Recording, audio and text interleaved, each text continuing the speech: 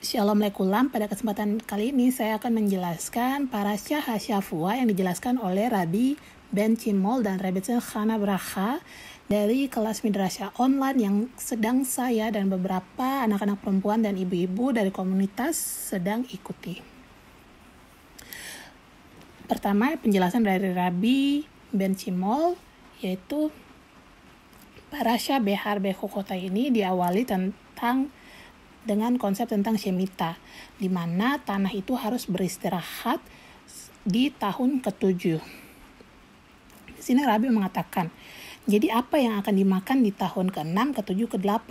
Karena di tahun ke-6 dia akan makan hasil panen tahun ke-6 itu dan akan habis. Lalu di tahun ke-7 karena dia tidak bekerja, tidak akan ada makanan. Lalu di tahun ke-8, setelah tahun ke-7 tadi dia tidak bekerja, maka dia harus mulai bekerja di tahun ke-8. Nah, sambil nunggu panen ini dia makan apa? Makanya ada pertanyaan adalah di tahun ke-6, ke-7, ke-8 di 3 tahun ini, lalu akan makan apa? Tapi dikatakan bahwa di tahun ke-6 itu sebenarnya nanti hasil panennya itu akan sangat melimpah sampai bisa cukup untuk 3 tahun. Nah, ini masih konsep secara umum.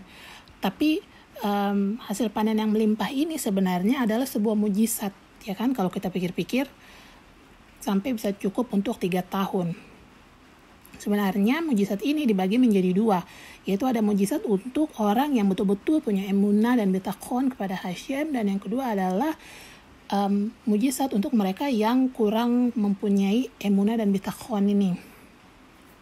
Jadi yang pertama mujizatnya untuk mereka yang benar-benar mengandalkan Hashem adalah mereka akan makan hasil panennya itu 1/3 dari hasil panennya, tetapi mereka akan merasa sangat kenyang sehingga hasil panen di tahun ke-6 itu bisa cukup untuk tahun ke-6, ke-7, ke-8 untuk 3 tahun. Nah, mujizat yang kedua adalah untuk mereka yang kurang terlalu mengandalkan Hashem atau kurang bitakon, ini mujizatnya adalah gudang-gudang mereka itu, gudang-gudang hasil panen akan penuh melimpah ruah sampai mereka lihat, oh ya ini cukup untuk sampai 3 tahun bahan makanan. Nah, ini sebenarnya sama seperti situasi kita saat ini. Banyak dari kita yang masih kurang memiliki bitakon, di mana kita tuh harus melihat ada angka yang jelas di rekening kita bahwa oh ya kita punya cukup persediaan untuk beberapa lama ini selama pandemik ini. Nah, ini Rabbi menjelaskan bahwa ini sangat berbanding lurus dengan situasi kita saat ini.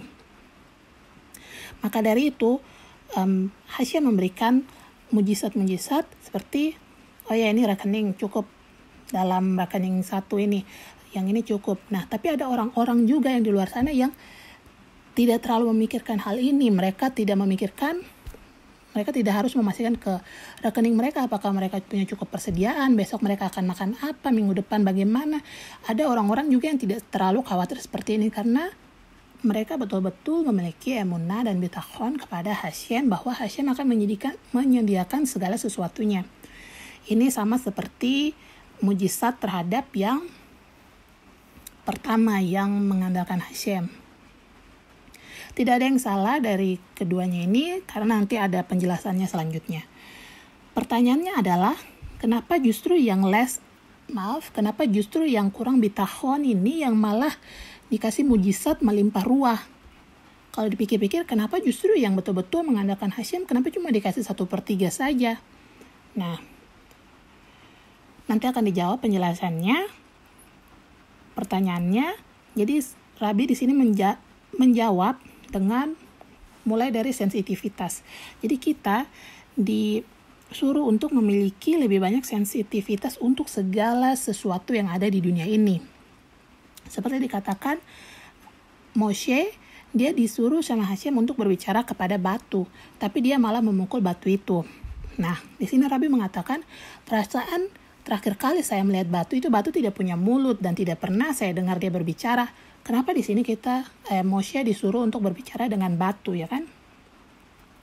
Jadi di sini Rabbi menambahkan sedikit tentang siklus reinkarnasi. Jadi setiap 3 bulan itu ada siklus reinkarnasi. Lapisan-lapisan reinkarnasi itu ada 4.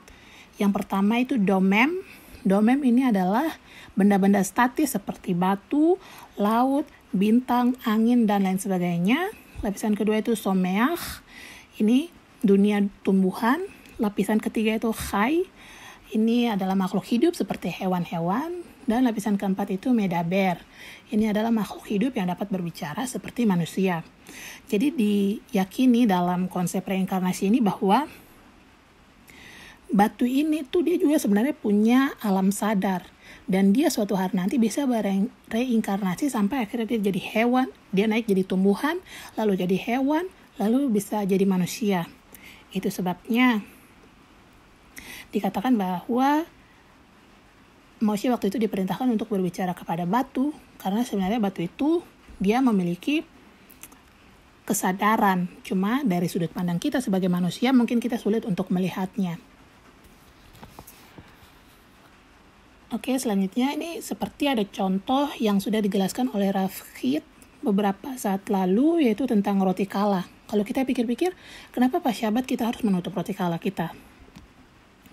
Dan di kelas Midrashat tadi ada satu murid yang menjawab bahwa seperti yang dijelaskan Rav Hit adalah roti kala itu ditutup pas Syabat karena kan kita bacanya itu berkat untuk anggur duluan. Jadi kita tutup roti kala supaya dia ini tidak malu gitu. Untuk penjelasan lebih lanjutnya bisa pergi ke pengajarannya, dengar lagi pengajarannya Rav Hit tentang roti kala saat Syabat. Jadi itu, bahkan roti kala pun kita harus memerhatikan, kita harus memastikan supaya dia tidak merasa malu karena kita baca berkat untuk anggur duluan. Seperti itu, jadi kita harus punya sensitivitas, makanya kita tutup roti kalahnya pas Syabat. Lalu selanjutnya, Rabbi Ben Shimol ada kasih contoh tentang seorang sadikim di generasi lalu, itu namanya Rib Nitzer Rebbe. Dia nih dia tinggal bersama cucu perempuannya, dan cucu perempuannya ini dia punya piaraan kucing. Dan suatu hari kan, karena banyak sekali, karena dia adalah seorang sadikim, jadi banyak orang yang datang bertamu untuk belajar, minta berkat dan lain sebagainya. Jadi suatu saat ketika Rebe ini dia mau balik ke kamarnya, mau tidur, dia lihat kucing piaraan cucunya ini tidur di atas tempat tidurnya Ribnitzer Rebe. Lalu karena Rebe ini dia melihat kucing ini tidurnya seperti kelihatannya sangat nyaman sekali, jadi Rebe ini dia tidak mau mengganggu kenyamanan kucing tersebut. Jadi akhirnya apa? Dia memutuskan untuk sudah tidak apa-apa, kucing itu tidur dulu karena dia kelihatan sangat nyaman sekali dan saya tidak mau untuk ganggu dia. Jadi akhirnya Rebe ini dia pergi ke kursi dan dia tidur di kursi. Baru pagi-pagi ketika cucunya mau datang mau kasih teh dengan kue untuk makan pagi, lalu cucunya ini membangunkan Rebe kan, dia bilang, "Kakek, kenapa sampai kakek tidak tidur di tempat tidur saja? Baru apa yang dibikin sama kucing itu? Kenapa dia bisa ada di tempat tidur?" Terus langsung Ribnitzer Rebe ini dia menjelaskan bahwa tadi malam saya lihat kalau kucing itu kelihatan sangat nyaman sekali tidurnya di atas tempat tidur, jadi saya tidak mau ganggu, jadi sudah saya putuskan untuk tidur di tempat tidur saja. Nah itu, jadi karena dia tuh suara yang sangat sedik, jadi dia benar-benar menerapkan ini, rasa sensitivitasnya sangat besar terhadap kucing yang kalau kita pikir-pikir mungkin kalau saya bakal usir kucing itu dan supaya saya tidur situ, atau ya setengah-setengah lah tidurnya. Tapi karena dia sangat sadik dan dia sangat peka, sangat sensitif dengan segala sesuatu di dunia ini, sehingga Ribnitzer Rebe ini dia akhirnya memutuskan untuk tidak mau ganggu kenyamanan kucing itu. Itu contoh yang diberikan oleh Rabbi Ben Shimol. Lalu selanjutnya jika kita lihat di Vayikra pasal 25 ayat 17, itu dikatakan bahwa, saya akan coba baca.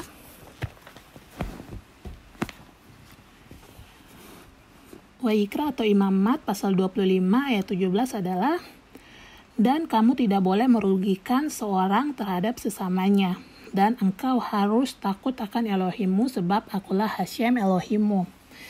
Di sini Rabbi mengatakan, kalau kita lihat baik-baik, ini ada dua perintah. Yang pertama tuh kita tidak boleh merugikan seorang terhadap sesamanya, atau kita tidak boleh merugikan hal lain yang ada di dunia ini selain diri kita. Dan yang kedua adalah engkau harus takut akan Elohimmu. Ini ditaruh dalam satu ayat. Ini ada maksudnya, yaitu supaya sejajar dia. Jadi kita menyakiti orang lain itu sama seperti kita tidak menghormati Hashem gitu. Itu yang Rabbi Ben Chimol coba jelaskan, bahwa dua hal ini ditaruh dalam satu ayat yang sama supaya sejajar, dan kita harus melihat kalau kita itu tidak boleh menyakiti siapapun. Karena jika kita menyakiti, ya seperti kita menyakiti Hashem. Lalu selanjutnya di ayat 18 itu ada dikatakan, kamu harus melakukan ketetapanku dan kamu harus memelihara peraturanku dan melakukannya, dan kamu akan tinggal di negeri itu dengan aman. Di sini yang Rabi garis bawahi adalah kata negeri. Maksudnya negeri ini apa? Negeri apa yang dimaksud? Negeri Israel kah? Negeri tempat kita bekerja kah? Jadi di sini ada maksud tersembunyi. Di sini Rabi mengatakan yang dimaksud dengan kata negeri itu adalah olam haba atau dunia yang akan datang. Jadi dengan kita melakukan shemitah atau melakukan istirahat untuk tanah yang dikerjakan, ini kita tuh sama saja sedang mengangkat dunia ini untuk lebih tinggi supaya jadi seperti olam haba atau dunia yang akan datang. Caranya bagaimana? Yaitu dengan kita lebih sensitif dan lebih peka terhadap hal-hal lain yang ada di dunia ini selain diri kita sendiri. Lalu konsep yang terakhir yang Rabi jelaskan adalah parasya ini dimulai dengan kata di Gunung Sinai, ya kan? Kalau kita baca, coba masing-masing bisa baca. Ini kenapa dimulai dengan di Gunung Sinai? Ini karena maksudnya tuh kita ada di gunung. Kalau kita ada di gunung itu berarti kita ada di tempat yang sangat tinggi.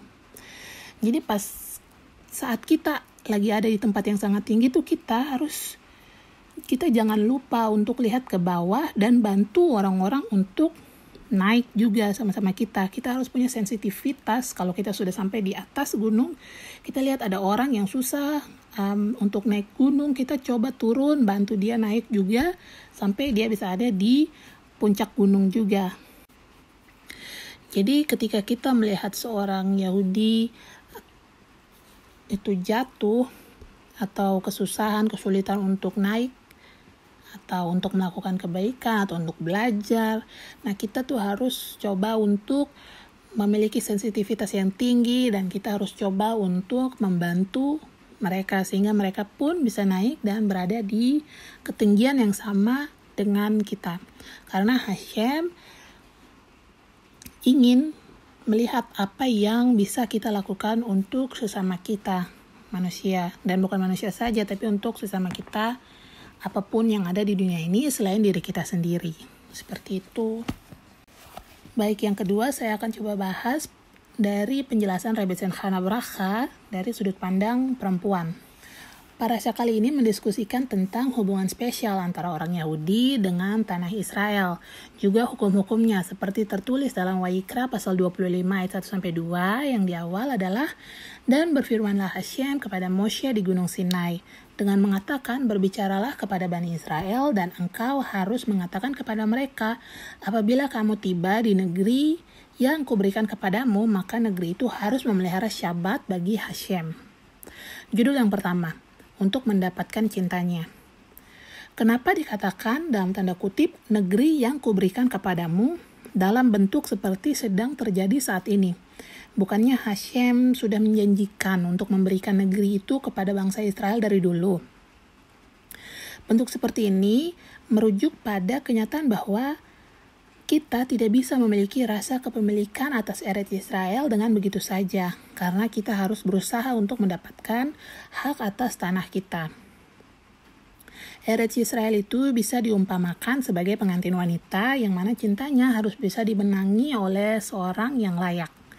Hal ini berbeda dengan hubungan bangsa lain dengan tanahnya, yang biasanya disebut tanah bapaknya. Layaknya seorang anak yang mengharapkan kasih sayang orang tuanya tanpa harus melakukan sesuatu yang menunjukkan bahwa ia layak mendapatkan kasih sayang orang tuanya tersebut. Kalau anak ini tidak menunjukkan rasa hormat, biasanya tipe anak seperti ini akan menganggap sepele dan menyanyiakan kasih sayang orang tuanya. Sepertinya tidak ada kasih sayang yang khusus yang perlu didedikasikan untuk membuktikan bahwa mereka itu berhak memiliki tanah mereka. Judul yang kedua, datang dalam taman pernikahan. Seorang laki-laki akan dilahirkan dari orang tuanya, kemudian pergi meninggalkan mereka untuk bersatu dengan istrinya. Seperti ada tertulis, itulah sebabnya seorang pria akan meninggalkan ayahnya dan ibunya dan akan bersatu padu dengan istrinya sehingga keduanya menjadi satu daging. Dalam Bereshit pasal 2 ayat 24. Sama seperti yang dikatakan kepada Abraham, keluarlah kamu dari negerimu dan dari sanak saudaramu dan dari rumah ayahmu ke negeri yang akan kutunjukkan kepadamu. Bereshit pasal 12 ayat 1. Ia harus meninggalkan negeri asalnya lalu pergi menuju negeri yang akan Hashem tunjukkan kepadanya. Sama seperti seorang laki-laki yang harus meninggalkan orang tuanya untuk pergi hidup bersama istrinya. Menurut saya, salah satu alasan kenapa sulit untuk mempertahankan pernikahan saat ini adalah karena kita belum terlalu sadar tentang perbedaan antara hubungan anak-anak dengan orang tua mereka dan hubungan antara suami dengan istri. Saat masa berkencan, seorang pria muda akan berusaha keras untuk membuat kekasihnya tersipu malu dengan caranya yang sangat sopan. Setelah ia memenangkan hati kekasihnya, ia akan merasa seperti tidak perlu lagi membuktikan seberapa besar ia mencintai kekasihnya itu. Kemudian kekasihnya ini akan merasa kecewa dan sedih karena seperti dia dianggap sepele dan disia-siakan. Hal ini kemudian akan melahirkan lingkaran setan di mana masing-masing akan menarik dirinya dan hal ini yang telah menghancurkan banyak rumah tangga. Torah mengajarkan kita suatu pelajaran yang sudah familiar bagi mereka yang bekerja dengan tanaman di kebun. Tidak cukup untuk hanya menanam bibit lalu mengharapkan pohon itu untuk tumbuh dengan sendirinya. Kita harus secara konstan menyiraminya atau mencabut rumput hama di sekitarnya. Dan kita tidak bisa mengharapkan pohon itu untuk dapat menghasilkan buahnya jika kita membiarkannya begitu saja. Judul yang ketiga, waktu jeda untuk memuliakan Hashem. Negeri itu harus memelihara Syabat bagi Hashem dengan menerapkan hukum Shemitah yang tadi. Bangsa Israel sesungguhnya menunjukkan bahwa mereka tidak mengambil hak kepemilikan atas Eretz Israel dengan menyanyiakannya. Kepekaan dan kesadaran bangsa Israel bahwa negeri itu sesungguhnya milik Hashem itu mengangkat level kekudusan negeri itu. Pernikahan dalam bahasa Ibrani itu disebut Kiddushin, yang artinya kekudusan. Dengan secara konstan mengenal kehadiran Hashem di negeri itu dan dengan tidak mengerjakan tanah negeri itu di tahun Syabat, dengan demikian Israel mendapatkan hak atas negeri tersebut. Sama halnya untuk sebuah pernikahan itu bisa langgeng, kita harus melihat kehadiran Hashem dalam diri pasangan kita. Kita harus coba lepaskan ego kita yang selalu ingin mendominasi dalam hubungan tersebut. Rashi menjelaskan bahwa hukum Shemitah itu harus dilakukan untuk menghormati Hashem. Maka dari itu, ketika kita sedang membiarkan tanah itu untuk beristirahat, sesungguhnya kita bukan sedang recharge tanah itu, tapi kita sedang melakukan mitzvahnya Hashem. Sama halnya ketika seorang pria dan wanita menikah dan terus bersama untuk kemuliaan Hashem, maka persatuan mereka yang kudus itu akan dapat bertahan. Ketika kita sedang beristirahat dari mengerjakan tanah selama masa Shemitah, kita dapat mendedikasikan diri kita untuk meningkatkan hubungan kita dengan Hashem. Contohnya melalui duduk dan belajar Torah lebih banyak lagi, melakukan lebih banyak mitzvah, dan berdoa. Begitu juga dalam kehidupan rumah tangga, kita perlu mengambil waktu jeda dari segala tugas dan tanggung jawab pekerjaan kantor untuk mendedikasikan diri kita untuk lebih lagi memupuk dan memelihara hubungan dalam rumah tangga. Berusaha menjaga hubungan baik dengan Hashem itu sebenarnya juga akan meningkatkan hubungan baik kita dengan sesama, khususnya pasangan kita dalam hal ini. Judul yang keempat, Pemisahan demi kedekatan. Hukum nida dalam keluarga dapat dibandingkan dengan hukum Shemitah, karena keduanya berkaitan dengan siklus 7 dalam tanda kutip.